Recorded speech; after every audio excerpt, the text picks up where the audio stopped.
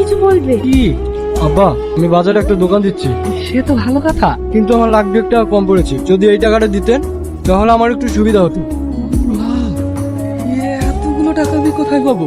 তার মানে আপনি দিতে পারবেন না, তাই তো? দেখো বাপ, আমাদের অত সামর্থ্য নাই। এই টাকা আমার চাই, যদি না দিতে পারেন তাহলে মেয়েকে ঘরে পোষেন। জামাই, টাকা যেহেতু দিতেই পারলো না, ওই মেয়েকে ওখানে রেখে আসতে পারতে।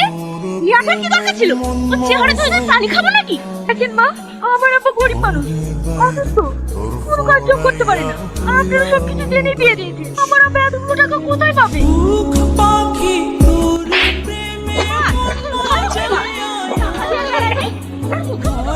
বাইরে ধরফড়াইয়া হইলাম উদাসিনী, তুই বিহনে